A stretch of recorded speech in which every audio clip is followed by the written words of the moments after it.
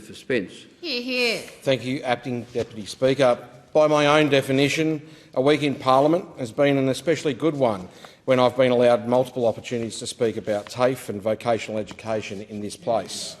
My first contribution was at the beginning of the week during private members' business, where I had the opportunity to move a motion supporting the implementation phase of the National Skills Agreement, an agreement ratified by the National Cabinet close to 1 month ago, almost to the day.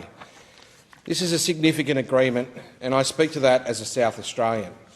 As we all know, because I'll be the first to tell this to anyone that will listen, my state of South Australia was the first in Australia to have entered into an agreement with the Albanese Labor government to embrace this government's fee-free TAFE policy and its placements. A policy that provides benefits for our broader labour market, our skills base, and directly benefits those who undertake a TAFE course as part of this outstanding policy. We were the trendsetter state, or the canary in the coal mine state, with this policy, and the others certainly did follow. With the National Skills Agreement in place, our state will now benefit from an additional $2.29 billion in funding between both the state and federal governments, meaning 150,000 training placements over 5 years.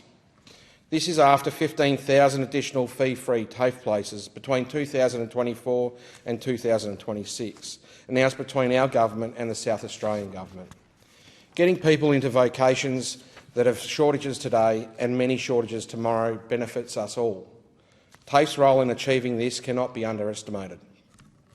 Notwithstanding the economic climate facing us at any given time, a policy such as fee-free TAFE is one that acts to remove some of the financial impediments that some out there might be weighing up before taking a leap of faith and undergoing a journey to upskill themselves, or even to complete a sea change in a wholly new vocation, one that is in very high demand, and a vocation that will be one that the industry and government have confirmed will be one that is likely to continue being in high demand. Breaking down some of the financial constraints for someone to access a chance at a sea change and a pathway into the jobs of tomorrow.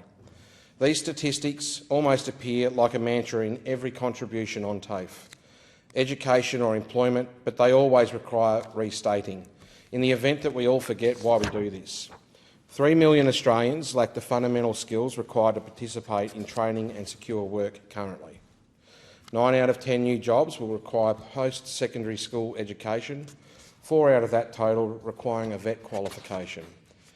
In my electorate of Spence, according to Jobs and Skills Australia's labour market data dashboard, 61% of online job advertisements require a qualification of Certificate 3 or higher. Alarmingly still, 30% of online job vacancies require bachelor's degree or higher. When everything gets muddled by numbers, some figures truly hit home. 9.5% of persons over the age of 15 in Spence have attained a bachelor's degree or higher. It is why I've been putting considerable amount of effort toward unlocking access to quality education. Disadvantage, whether that be by socio-economic status, the tyranny of distance, meaning the inability to adequately travel to and from study or placements that aren't based closer to home, not having clearer pathways forward into higher education from a vocational education setting. These are barriers to entry that I've been wanting to break down ever since being elected. Not everyone's path allows for a university education straight out of high school, myself included. But we aren't doing our jobs if we aren't leaving the light on, and the gate unlocked for someone to be able to study without their personal circumstances being the hurdle that stands between them and a career they have aspired toward but has always been somewhat out of reach. The Minister for Skills and Training's statement to the House back in September was one that I keenly listened to in the chamber. I was proud to be in the House back in September to hear the Minister for Skills and Training deliver a statement of great importance, a statement outlining the Albanese Labor government's strategy to revitalise national planning in vocational education and training. I've had a good look at the list of those members who have noted the Minister's statement both today and since this was on the notice paper. I notice a lot of familiar faces amongst us, most, if not all, from our side of the chamber, but this should come as no surprise. It isn't a rarity to find some of the biggest supporters of vocational education on this side of the chamber. I wouldn't dispute being called a rusted-on TAFE supporter either, though its number one supporter is the Minister for Skills and Training. I was very pleased to have shown him around TAFE SA's Elizabeth campus when he visited my electorate alongside South Australia's Minister for Education, Blair Boyer. Both ministers came into their roles a few months apart last year. Both of them are firm believers in TAFE, both for what it is and for what it can be. They both had another thing in common, a mission statement which involved unwinding years of neglect from Liberal governments both in Canberra and in states and territories that undermined the role of TAFE as a pillar of not just vocational education, but its place in the education system more broadly. TAFE, as we know it today, is the product of a Labor government transforming it, and its role in education and in providing skills and training required for the needs of the workforce. Upon forming government, Labor has put education, skills and training at the forefront of our agenda. When everyone went home at the conclusion of the Jobs and Skills Summit, all stakeholders should have been sound in the knowledge that this was only the beginning. I'm not sure what the expectations were for those who participated in the process from the beginning. Perhaps there may have been some cautious optimism. Perhaps they just expected something from the previous government's playbook, a final media release from the summit being at the end of it all. What we had instead were those stakeholders continuing to be involved in the process of planning and shaping priorities for our labour market. The efforts of our government working with universities and TAFE, industry peak bodies, unions and state governments has delivered a great deal already.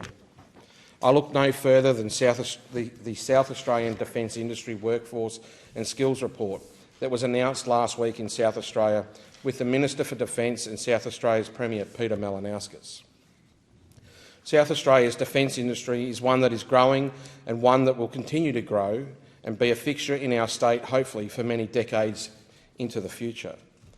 Our state's expertise in shipbuilding and defence technology, coupled with our educational infrastructure, including TAFE SA, provides a solid foundation for training the next generation of defence industry professionals. This aligns with the broader national strategy to build a resilient and capable defence workforce, which is essential for our national security and economic prosperity. In order to realise this ambition, it requires strategic and collaborative effort. In order to ensure young Australians know what they need to do in order for them to secure a good job, well-paying job, in a field that will be in high demand by the time they are leaving school and taking their next step in life to find a career. The factor that will determine the success or failure of this plan involves the governments of today and successive governments to celebrate and promote the value of vocational education and training. By raising the profile of TAFE and by challenging outdated perceptions that still exist in a number of parts of the community, we should encourage more Australians to consider TAFE as a viable first option for their education and career development. Paul Keating said that having a good education was like having the keys to the kingdom. There are many roads leading into that kingdom, but it is the role of government to ensure every Australian, regardless of their background, their bank balance, can walk through the door and grasp the opportunities of a good quality education today to grasp the opportunities of tomorrow.